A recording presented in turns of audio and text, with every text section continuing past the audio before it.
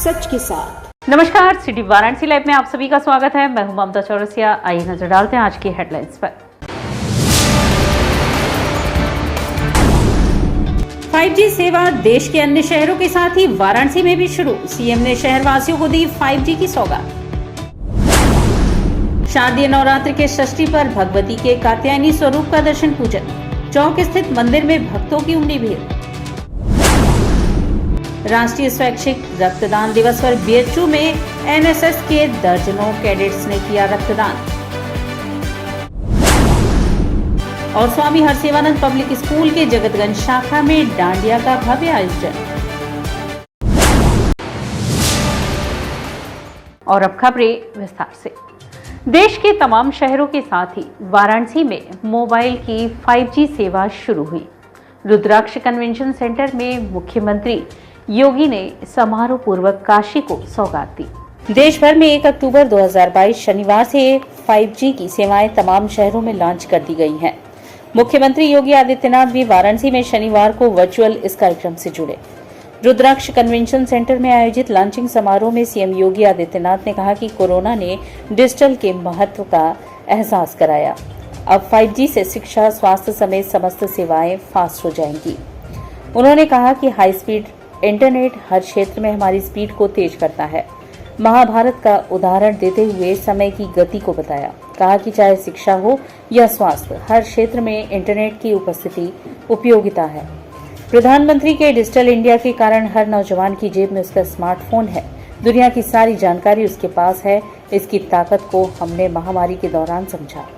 Online education के दौरान भी इसकी ताकत का पता चला। 2.5 साल तक पठन पाठन की प्रक्रिया को इसके माध्यम से संचालित किया गया। कहा कि प्रदेश सरकार हर कॉलेज में स्मार्ट क्लास की सुविधा उपलब्ध कराने की कार्यवाही शुरू की है। स्वास्थ्य के क्षेत्र में ग्रामीण क्षेत्र में हर प्राथमिक स्वास्थ्य केंद्र में हेल्थ एटीएम की सुविधा अगले 3 माह में शुरू करने की योजना है। प्रदेश में पहले RT-PCR का टेस्ट करने की क्षमता नहीं थी, लेकिन अब प्रदेश में 4 लाख टेस्ट प्रतिदिन करने की क्षमता विकसित कर दी गई है। इसके पीछे भी तकनीकी का ही योगदान है। प्रदेश सरकार ने अभ्युदय कोचिंग की सुविधा प्रारंभ की। 2 करोड़ युवाओं को स्मार्टफोन व टैबलेट प्रदान करने का काम किया। अभी उत्तर प्रदेश के अंदर यह सुविधा 30 से 32% लोगों तक है। इसकी कनेक्टिविटी बहुत अभी इतनी है, लेकिन अगर हम इसको 90 से 95% तक पहुंचा दें तो 10% स्पीड यानी 10% लोगों का कवरेज होने का मतलब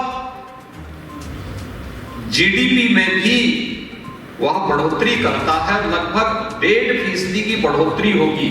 अब अनुमान करिए कि यही अगर 30 से लेकर 90% पहुंचा तो उत्तर प्रदेश की जीडीपी भी बढ़ेगी और उत्तर प्रदेश $1 ट्रिलियन की इकोनॉमी बनने की दिशा में अग्रसर होगा।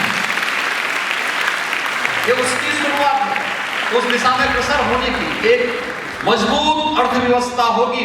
प्रति व्यक्ति आय में भी वृद्धि होगी। प्रति व्यक्ति आय में वृद्धि होगी तो उसके जीवन में भी खुशहाली आएगी। वो सुविधा संपन्न होगा। हर एक फील्ड में इसकी उपयोगिता है और उस दिशा में भारतीय एयरटेल को उत्तर प्रदेश के अंदर जिम्मेदारी दी गई है। मैं उन्हें इस बात के लिए आश्वस्त करता हूं कि आदरणीय प्रधानमंत्री जी के विजन को साकार करने के लिए 5G की सुविधा आप प्रत्येक गांव में, प्रत्येक कस्बे में, प्रत्येक घर तक पहुंचाने में अपना योगदान दें। प्रदेश सरकार इसमें आपको पूरा सहयोग करेगी। जहां भी और जिस प्रकार के सहयोग की आवश्यकता होगी, राज्य सरकार इसमें आपका सहयोग करेगी। इस दिशा में हम लोगों ने जो अपना कार्य प्रारंभ किया है, ऑपरेशन कायाकल्प में आज हम लोगों ने बेसिक शिक्षा परिषद के साथ साथ सभी नेशनल एजुकेशन पॉलिसी के अंतर्गत अपने सभी कॉलेजेस में स्मार्ट क्लासेस की सुविधा उपलब्ध कराने की कार्रवाई को भी आगे बढ़ाया है। और स्वास्थ्य के क्षेत्र में, ग्रामीण क्षेत्र में हम लोगों ने टेली कंसल्टेशन के लिए आज हेल्थ एटीएम, हमारा प्रयास है कि अगले 3 महीने के अंदर हर प्राथमिक स्वास्थ्य केंद्र में हेल्थ एटीएम की सुविधा उपलब्ध करवा देंगे। नवरात्र के छठे दिन माता कात्यायनी देवी के दर्शन को भक्तों का जनसैलाब उमड़ा। नवरात्र के छठवें दिन नवदुर्गा के कात्यायनी स्वरूप के दर्शन पूजन हेतु चौक स्थित माता कात्यायनी मंदिर में भक्तों की भीड़ उमड़ी। भक्त देवी के दिव्य व भव्य चतुर्भुज स्वरूप के दर्शन कर निहाल हो गए। हल्दी व दही का लेप करने से देवी प्रसन्न होती हैं और कुंवारी कन्याओं को योग्य वर का आशीर्वाद देती हैं। देवी कात्यायनी के दर्शन के लिए भक्तों की लाइन सुबह से ही लग गई थी। लोगों ने विधि विधान से माता के दर्शन पूजन किए। ऐसी मान्यता है कि कत नामक ऋषि की घोर तपस्या से प्रसन्न होकर नवदुर्गा उनकी पुत्री के रूप में प्रकट हुई। अश्विनी कृष्ण चतुर्दशी को जन्मी भगवती ने शुक्ल पक्ष की सप्तमी, अष्टमी एवं नवमी तक ऋषि कात्यायन की पूजा ग्रहण की और दशमी के दिन महिषासुर का वध किया था। इनका स्वरूप अत्यंत भव्य एवं दिव्य है। भगवती 4 भुजाओं वाली हैं। एक हाथ वर मुद्रा, दूसरा अभय मुद्रा में है, तीसरे हाथ में कमल पुष्प और चौथे हाथ में खड्ग सुशोभित है। माँ सिंगारूढ़ है। जो साधक मन, वचन एवं कर्म से माँ की उपासना करते हैं उन्हें धर्म, अर्थ, काम व मोक्ष प्रदान करती हैं। शत्रु का विनाश कर भय से मुक्ति दिलाती हैं। दर्शनार्थी पूनम ने बताया कि माता कात्यायनी का दर्शन पूजन कर घर परिवार के सुख समृद्धि का आशीर्वाद मांगा। कात्यायनी मंदिर के पुजारी घनश्याम दुबे ने बताया कि माता कात्यायनी से दर्शन पूजन से सुख समृद्धि व शांति मिलती है। माता को पीली वस्तुएं अति प्रिय हैं। जिन लड़के लड़कियों की शादी में विघ्न आते हैं वे माता को हल्दी दही का लेप करें, पीला वस्त्र, पीला माला, फूल, पीला प्रसाद चढ़ाएं तो माता कुमारी कन्याओं को योग्य वर प्रदान करती हैं। इनके दर्शन पूजन से अनेक प्रकार की फल प्राप्ति होती है, जैसे कि किसी कन्या का या किसी वर्ष का अपना शादी ब्याह नहीं हो रहा है, उसमें चले आ रही है, इसके लिए माता का अपना जो है आशीर्वाद अपना उनका जो भी अपना चने आती है सब दूर होता है और उनका कार्य अपना जो है आगे बढ़ता है। बीएचयू के कुलपति प्रोफेसर सुधीर जैन ने मालवीय मूल्य अनुशीलन केंद्र में प्रतियोगी परीक्षाओं की तैयारी की क्लास की शुरुआत की। बीएचयू के कुलपति प्रोफेसर सुधीर कुमार जैन ने शनिवार को कैंपस स्थित मालवीय मूल्य अनुशीलन केंद्र के मालवीय सभागार से क्लास की ऑफिशियल लॉन्चिंग की। देश भर के सिविल सर्विस एक्सपर्ट यहां पर छात्रों की क्लास लेने आएंगे। डॉक्टर अंबेडकर फाउंडेशन नई दिल्ली के निदेशक विकास त्रिवेदी ने कहा कि प्री एग्जाम में 10% कैंडिडेट के सिलेक्शन का टारगेट तय किया गया है। कहा कि यदि इसे पूरा नहीं किया गया तो विश्वविद्यालयों से उत्कृष्टता केंद्र की जिम्मेदारी वापस ले ली जाएगी। इसी साल 22 अप्रैल को बीएचयू से देश भर की 31 सेंट्रल यूनिवर्सिटी में इस कोचिंग का शुभारंभ किया गया था। केंद्रीय सामाजिक न्याय एवं अधिकारिता मंत्री डॉक्टर वीरेंद्र कुमार, राज्यपाल आनंदीबेन पटेल और सुपर 30 की फाउंडर आनंद कुमार ने कृषि विज्ञान संस्थान के शताब्दी सभागार से इसकी घोषणा की थी। सभी विश्वविद्यालयों के कुलपति बीएचयू में मौजूद थे। बीएचयू ने प्रवेश के लिए एंट्रेंस एग्जाम करवाया। 2000 कैंडिडेट ने फॉर्म भरा और 588 अभ्यर्थी एग्जाम में शामिल हुए। इसमें मेरिट के अनुसार 100 सबसे ज्यादा अंक लाने वाले कैंडिडेट का चुनाव किया गया। वो चयनित बच्चे हैं, उनके क्लास का शुभारंभ आज हुआ है। माननीय कुलपति प्रोफेसर सुधीर कुमार जैन द्वारा, रजिस्ट्रार द्वारा और controller of examination professor S के उपाध्याय द्वारा। और इसका मेन उद्देश्य है कि इसमें जो 100 चयनित बच्चे हैं वह उनको रेगुलर क्लासेस के माध्यम से उनको एक कोचिंग दी जाए और वो जाके और एग्ज़ाम IAS का जो सिविल सर्विसेज का एग्ज़ाम है उसको क्वालिफाई करें और इस विश्वविद्यालय का नाम, अपने परिवार का नाम और अपना एक समाज में उचित स्थान बनाएं। महात्मा गांधी व लाल बहादुर शास्त्री की जयंती पर हम भारत हैं संस्थान ने देश की महान विभूतियों की प्रतिमाओं की साफ सफाई का बीड़ा उठाया। महात्मा गांधी व लाल बहादुर शास्त्री की जयंती पर देश के आदर्श प्रतिमाओं की स्वच्छता की शुरुआत हम भारत हैं संस्थान करने जा रही है। इस संदर्भ में संस्थान के अध्यक्ष साकिब भारत ने प्रेस वार्ता कर बताया कि देश भर में उन विभूतियों का सम्मान सबसे जरूरी जिन्होंने देश में अपने मुख्य रूप से भागीदारी निभाई। उन तमाम विभूतियों की प्रतिमाएं सड़क चौराहों पर लगी धूल मिट्टी से गंदी हो रही हैं। उनकी स्वच्छता की जिम्मेदारी किसी ने आज तक नहीं ली। ऐसे में हम भारत हैं अभियान ट्रस्ट देश भारत में वीर जवानों, वीर शहीदों, स्वतंत्रता सेनानियों आदि की प्रतिमाओं को हर रविवार साफ सुथरा करने का बीड़ा उठाने वाली है। उन्होंने हमारी गंदगी को साफ कर दिया, देश में हमें आज़ादी दिलाई, संविधान के लिए हमें आगे बढ़ाया, हमें हक के लिए लड़ाई लड़ने का सीख दी। उन सब की जो महानतम लोग हैं, उन सब की प्रतिमाएं जो हैं सड़क चौराहे पर लगी रहती है, जिनमें धूल और जो जानवर है उस पर मलमूत्र भी करते हैं, जिसका कोई देख रेख नहीं कर रहा है, जिसका कोई सफाई नहीं कर रहा है। उनके जन्मदिन या ऐसे मरण दिन के अवसर पर सफाई होती है, उसके बाद से लोग भूल जाते हैं। तो हमारी जो देश की विभूतियाँ हैं हम उनको भूलना नहीं चाहते। उनका जो सफाई अभियान है हम उनको साफ करके हम ये मैसेज देना चाह रहे हैं, जो हमारे देश की विभूति हैं वो हमारे हृदय में है, हमारे साथ है, उनको गंदा नहीं होने देंगे। भारत सेवाश्रम संघ द्वारा भव्य शोभा यात्रा के साथ मां आदिशक्ति की प्रतिमा पूजा पंडाल तक लाई गई। भारत सेवाश्रम संघ के सन्यासियों ने मां दुर्गा की प्रतिमा आश्रम स्थित पूजा पंडाल तक लाने के लिए शुक्रवार को दोपहर बाजे गाजे के साथ भव्य शोभा यात्रा निकाली। शाम को मंडप में विधि विधान से प्रतिमा की प्राण प्रतिष्ठा की गई।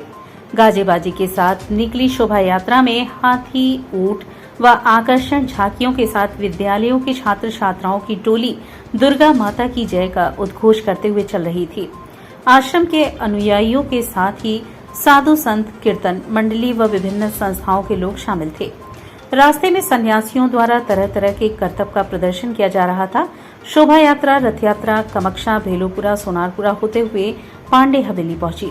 वहां शिल्पकार के यहां से मां दुर्गा की प्रतिमा लेकर पुनः शोभा यात्रा मदनपुरा, गदौलिया, लक्सा व गुरुबाग होते हुए आश्रम पहुंची।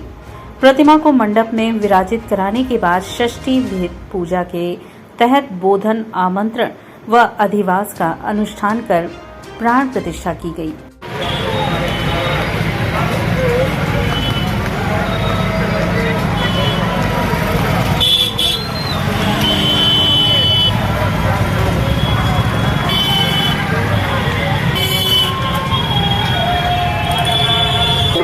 शक्ति का जीवन धार में हम लोग को शक्ति मूल्य का सरकार है, राज्य सरकार।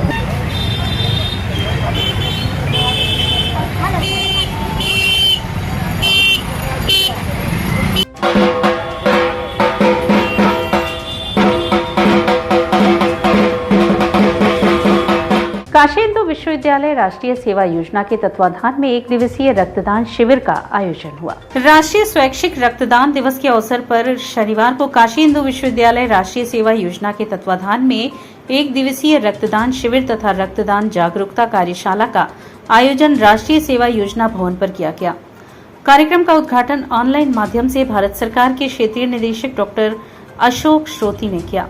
उन्होंने राष्ट्रीय सेवा योजना के स्वयंसेवकों को रक्तदान करने के लिए आगे आने पर शुभकामनाएं दी और उन्हें अधिक से अधिक लोगों को रक्तदान के लिए प्रेरित करने का आह्वान किया। कार्यक्रम में सामाजिक विज्ञान संकाय के प्रोफेसर डॉक्टर सुताप दास ने कहा कि रक्तदान सर्वश्रेष्ठ दान है, जिससे आप न सिर्फ एक व्यक्ति की जान बचाते हैं बल्कि आप उसके पूरे परिवार को एक नया जीवन प्रदान करते हैं। उद्घाटन समारोह की अध्यक्षता कार्यक्रम संयोजक डॉक्टर बाला लखेंद्र ने किया। अपने अध्यक्षीय उद्बोधन में उन्होंने कहा कि रक्तदान को महादान इसलिए कहा जाता है क्योंकि रक्त किसी फैक्ट्री में निर्मित नहीं होता, न ही यह कहीं और प्राप्त होता है। रक्त का निर्माण सिर्फ मानव के शरीर में ही होता है, जिसे हम दान देकर दूसरों को जीवन दान प्रदान करते हैं। इस अवसर पर चिकित्सा विज्ञान संस्थान के रक्त केंद्र के डॉक्टर आशुतोष कुमार ने 38वीं बार रक्तदान किया। इसके अलावा रक्तदान शिविर में 47 स्वयं सेवकों ने रक्तदान किया। राष्ट्रीय स्वैच्छिक रक्तदान दिवस के उपलक्ष्य में मैं ब्लड डोनेट कर रहा हूं और मैं आप सबसे अपील करता हूं कि आप सब लोग नियमित रूप से रक्तदान करें। आपका दिया हुआ रक्त बहुत ही गंभीर रूप से पीड़ित जैसे कि थैलेसीमिया के बच्चे हैं, एप्लास्टिक एनीमिया और बहुत सी गर्भवती महिलाओं को और बहुत ही कैंसरस मरीजों को दिया जाता है। अतः आप सबसे अपील है कि आप सब लोग आज के दिन के माध्यम से रक्तदान करें और समाज में एक नई पहल करने की कोशिश करें। और यहाँ वक्त चला है एक छोटे से ब्रेक का। मिलते हैं ब्रेक के बाद। लाइव सच के साथ। शिक्षित महिला, समृद्ध समाज, आधुनिक शिक्षा, भारतीय सभ्यता, यही है पहचान धीरेन्द्र महिला पीजी कॉलेज की। NAC एक्रीडिटेड, महात्मा गांधी काशी विद्यापीठ से संबद्ध।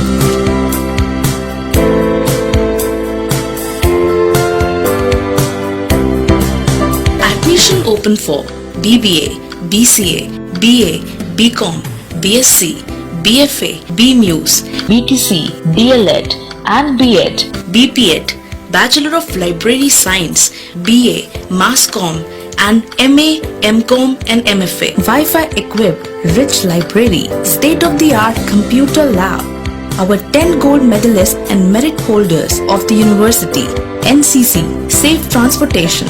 For more details, contact Dhirendra Mahila PG College, Karmajitpur, Sundarpur, Varanasi. PMC Hospital, Habitat for Humanity। Doctor Sanjay Chaurasia और डॉक्टर श्वेता चौरसिया के दूरदर्शी सोच और सेवा भाव से PMC हॉस्पिटल की शुरुआत हुई।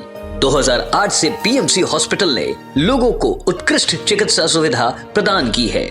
PMC हॉस्पिटल बनारस में उपलब्ध सर्वोत्तम हॉस्पिटल में से एक है। प्रसूति एवं स्त्री रोग विभाग, पीडियाट्रिक्स एवं नियोनेट्रोलॉजी, जनरल एवं लेप्रोस्कोपिक सर्जरी, अस्थि एवं जोड़ रोग, यूरोलॉजी एवं गैस्ट्रोलॉजी, मनोरोग विभाग, फिजियोथेरेपी जैसी कई सुविधा उपलब्ध है। PMC हॉस्पिटल आपको डॉक्टर द्वारा नियमित OPD की सुविधा देता है। इसके साथ ही आधुनिक गहन चिकित्सा इकाई ICU, ICCU की सुविधा एक ही छत के नीचे आपको मिलती है। मैं doctor Sanjay Chaurasia, director PMC hospital Ravindrapuri, Varanasi.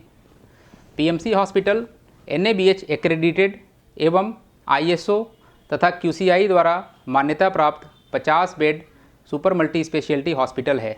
पिछले 10 वर्षों से निर्धन परिवारों के लिए एक विशेष OPD की सुविधाएं प्रदान की गई हैं, जिसके माध्यम से स्त्री रोग विभाग एवं बाल रोग विभाग में 1 लाख से अधिक लाभार्थियों को OPD की निःशुल्क सेवाएं प्रदान की गई हैं। हमारा उद्देश्य है कि कम खर्च में उत्कृष्ट स्वास्थ्य सेवाएं आम जनमानस को सर्वसुलभ कराएं। PMC hospital, habitat for humanity, Ravindrapuri extension, behind Durga कुंड, वाराणसी।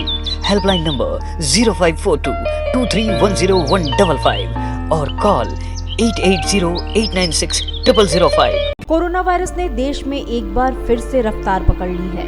ऐसे में जरूरी है कि सभी लोग पूरी एहतियात बरतें। घर से बाहर निकलते समय मास्क का सदैव प्रयोग करें। समय समय पर हाथों को सैनिटाइजर से सैनिटाइज करें। ज्यादा भीड़ भाड़ वाली जगहों में जाने से बचें। 2 गज की दूरी का पालन करें। स्वस्थ रहें, सुरक्षित रहें। जनहित में जारी वाराणसी लाइव।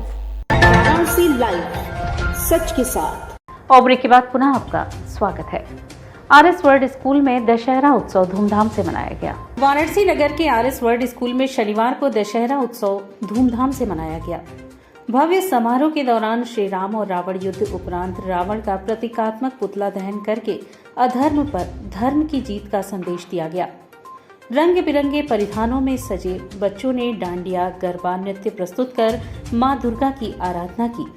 वहीं नन्हे मुन्ने बच्चों ने रंगारंग सांस्कृतिक प्रस्तुतियों से सबका मन मोह लिया। राजा तालाब स्थित RS वर्ल्ड स्कूल में नवरात्र के छठे दिन दशहरा महोत्सव की धूम रही। भव्य समारोह का शुभारंभ मुख्य अतिथि स्कूल के चेयरमैन अंजू जायसवाल ने मां सरस्वती के पूजन के बाद दीप प्रज्वलित कर किया। उन्होंने नवरात्र और दशहरा की महिमा का वर्णन करते हुए छात्र छात्राओं को दुर्गा पूजा व दशहरा पर्व की शुभकामनाएं दी। कहा कि दशहरा न केवल असत्य पर सत्य की जीत का पर्व है, बल्कि पाप पर पुण्य की जीत का प्रतीक भी है। उन्होंने कहा, इस पावन पर्व पर हमें अपने मन में छिपी बुराइयां रूपी रावण का भी दहन करना चाहिए। समारोह के विशिष्ट अतिथि स्कूल के वाइस चेयरमैन आयुष जायसवाल ने सभी छात्र छात्राओं को पर्व की शुभकामनाएं देते हुए प्रभु श्री राम के जीवन से प्रेरणा लेने का संदेश दिया। उन्होंने कहा कि यह पर्व वीरता, आदर्श, मैत्री के साथ भक्ति भावना जैसे उच्च गुणों की भी प्रेरणा देता है। सांस्कृतिक समारोह के दौरान हाथों में डांडिया, आंखों में चमक, थप थप करते आगे पीछे जाते कदम, भक्ति संगीत, मधुर रस लिए कानों में जैसे ही प्रवेश किए, बच्चों के कदम अपने आप थिरकने लगे। आकर्षक परिधानों में सजे बच्चों ने मनोहारी डांडिया व गरबा नृत्य प्रस्तुत कर मां दुर्गा की आराधना की। बच्चों ने ऐसा भावपूर्ण नृत्य प्रस्तुत किया कि पूरा माहौल सकारात्मक ऊर्जा से भर गया। समारोह के दौरान श्री राम रावण युद्ध का मंचन किया गया। तत्पश्चात रावण के प्रतीकात्मक पुतले का दहन होते ही श्री राम के जयघोष से परिसर गूंज उठा। इसके पूर्व कन्या भ्रूण हत्या शीर्षक पर लघु नाटिका की भावपूर्ण प्रस्तुति ने खूब वाहवाही लूटी। वहीं छात्र छात्राओं द्वारा प्रस्तुत किए गए विविध रंगारंग मनोहारी प्रस्तुतियों ने अभिभावकों को मंत्रमुग्ध कर दिया। समारोह को सफल बनाने में स्कूल के शिक्षक शिक्षिकाओं का योगदान रहा। इस मौके पर स्कूल के सभी छात्र छात्राएं, अभिभावक सहित नगर के तमाम गणमान्य नागरिक मौजूद रहे। नवरात्रि के अवसर पर कबीर चौरा पे नाथ श्री संगीत संस्थान द्वारा संगीत संध्या का आयोजन हुआ। नवरात्रि के शुभ अवसर पर नाथ श्री संगीत संस्थान द्वारा संध्या का आयोजन कलाकारों के मोहल्ले कबीर चौरा में किया गया। कार्यक्रम में सबसे पहले संस्था के छात्रों काव्या और वैष्णवी द्वारा सरस्वती वंदना प्रस्तुत की गई, जिसमें हारमोनियम पर संगत मीना मिश्रा एवं तबले पर संगत आलोक मिश्रा ने किया। इसके पश्चात श्री ओम सहाय ने एकल सारंगी वादन से सबका आशीर्वाद प्राप्त किया। इसके साथ भवेश मालवीय ने कुशल संगत प्रदान की। कार्यक्रम के अंत में हैदराबाद से वाराणसी पधारे अतिथि कलाकार पंडित राम प्रसन्ना भट्टाचार्य ने अद्भुत सितार वादन से अपने घराने की बारीकियां कलाकारों तक पहुंचाई।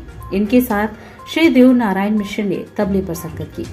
कार्यक्रम में घराने के वरिष्ठ तबला वादक और गुरु पंडित पूरण महाराज जी मुख्य अतिथि रहे। साथ में घराने के अन्य वरिष्ठ कला साधक पंडित कामेश्वर नाथ मिश्र, पंडित कन्हैयालाल मिश्र, डॉक्टर गंगा सहाय पांडे, पंडित त्रिलोकीनाथ मिश्र, पंडित पंकज मिश्र एवं अन्य कई कलाकार उपस्थित थे। धन्यवाद ज्ञापन संस्थान की संचालिका मीना मिश्रा ने दिया।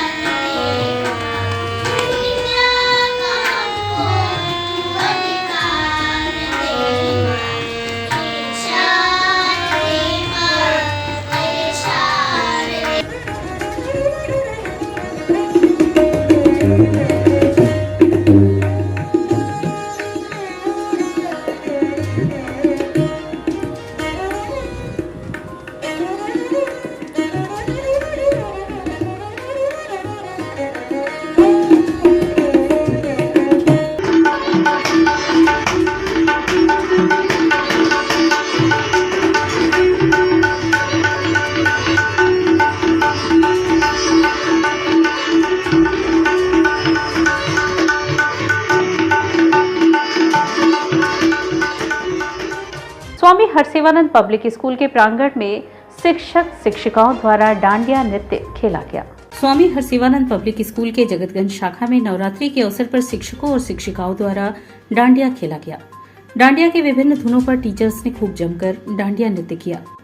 बीच बीच में माता रानी की जय के नारे लगाते हुए सभी भक्ति की धुन में नृत्य करते रहे। इस अवसर पर प्रधानाचार्य रचना दुबे, उप प्रधानाचार्य अमिता सिंह सहित शाखा के सभी शिक्षक शिक्षिकाएं और कर्मचारीगण मौजूद रहे।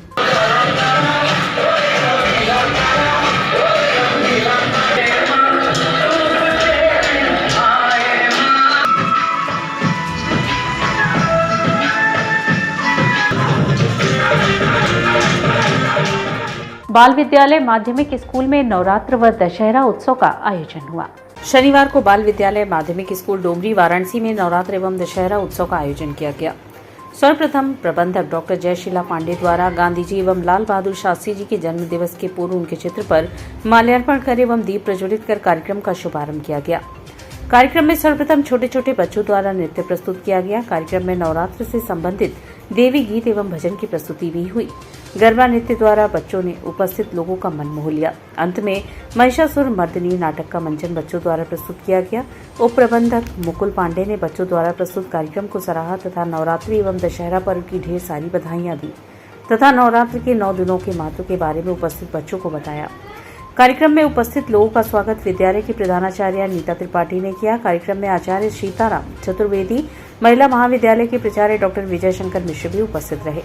कार्यक्रम का संचालन विद्यालय की छात्राएं दीपशिखा एवं श्रेया यादव ने किया। कार्यक्रम में doctor Rajni Srivastava, doctor Praveen Kumar, doctor Ajit Singh, doctor Arun Dubey, Kiran Sharma, Sonia Mishra, Shrimati Mudrika Mishra, Chandradeep Singh, Anita Pandey, Vinita Mishra, महिमा पाठक, रचिता सिंह, सुरभि पांडे आदि शिक्षक शिक्षिकाएं मौजूद रहे।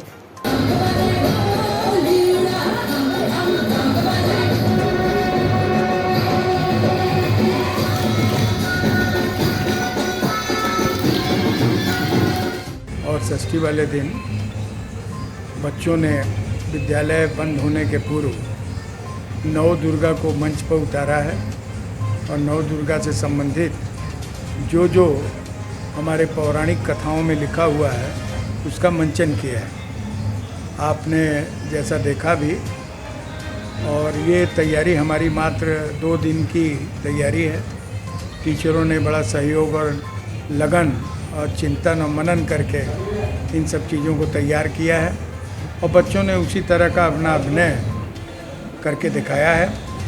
ये है कि हाँ, ये 9 दिन माँ दुर्गा का और 9 दुर्गा का एक जगह एकत्र हो जाना, भगवान शंकर का प्रकट हो जाना, ये सब चीज़ें अगर बार बार इन समयों पर नहीं की जाएंगी या सामूहिक रूप से इन चीज़ों को नहीं दिखाया जाएगा तो मुझे लगता है कि आने वाले कल में जो संस्कार और जो चीज़ें हमारे बीच आ रही हैं इनसे अलग हटके इन चीज़ों को समाप्तिकरण की तरफ लेती जाएंगी। इसलिए आवश्यक है कि हर स्कूल जिस तरह का त्यौहार हो, चाहे वो किसी वर्ग का हो, किसी धर्म का हो, उसको ज़रूर अनुसरण करे और ज़रूर मंच के माध्यम से, बच्चों के माध्यम से उसको दर्शकों में, गार्जियंस में, अभिभावकों में भेजने का संदेश कष्ट करे, ताकि सारे धार्मिक जितने भी स्वभाव हैं, जितने भी कल्चर हैं, सब एक दूसरे से जुड़े रहें। वीआईपी के आने का इंतजार अब शहर वासियों को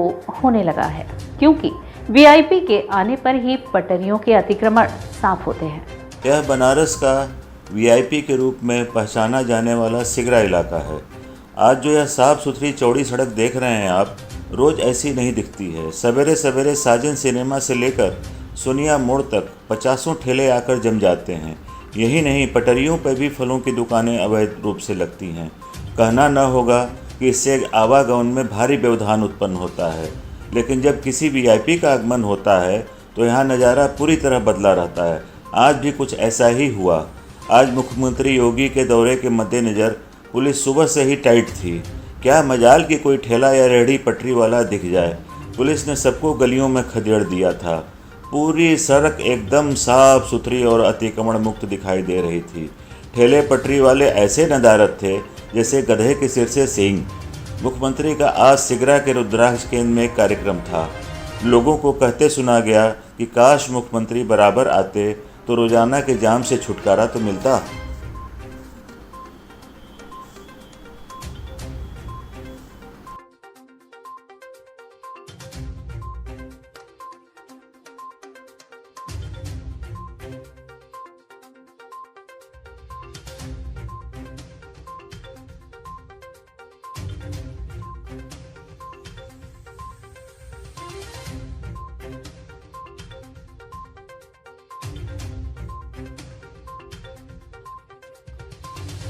सिगरा वीआईपी रोड पे एक गड्ढा ऐसा मुंह बाय खड़ा है कि रात में भरा जाए तो सुबह होते होते मिट्टी बहकर फिर वही स्थिति हो जाती है। शहर में कुछ समस्याएं ऐसी हैं जिसका समाधान होना अब नामुमकिन सा होता जा रहा है। समस्याओं की कड़ी में सिगरा मेन रोड का एक गड्ढा भी है। जल निगम ने बरसों पहले जब सड़क के नीचे पेयजल की पाइपलाइन डाली थी तो खराब गुणवत्ता के चलते यह जगह जगह लीक होने लगी, जिसके चलते सड़क धंसने लगी। यह गड्ढा भी उसी लीकेज की देन है। पिछले साल 1.5 साल में इसे लगभग 1.5 दर्जन बार भरा जा चुका है, लेकिन कुछ दिन के बाद यह गड्ढा फिर दिखाई देने लगता है। ऐसा इसलिए क्योंकि भूमिगत पाइप में लीकेज ठीक नहीं की जा रही है। शनिवार को मुख्यमंत्री के आगमन पर इस गड्ढे को फिर भरा गया। रात में गड्ढा भरा गया और सुबह होते होते फिर गड्ढा दिखने लगा। नीचे का पानी रिसकर ऊपर आ रहा है, जिससे मिट्टी बह गई। इसी मेन रोड से रोपवे प्रोजेक्ट भी ले जाने की तैयारी हो रही है, जिसके लिए जगह जगह खंभे भी खड़े होंगे। सवाल उठ रहा है कि जब लीकेज के चलते जगह जगह सड़क पोलिये हो गई है, फिर खंभों के लिए ठोस जमीन कहाँ मिलेगी। और इसी के साथ सिटी वाराणसी लाइव का यह प्रसारण यही समाप्त होता है। ममता चौरसिया को दे इजाजत। नमस्कार।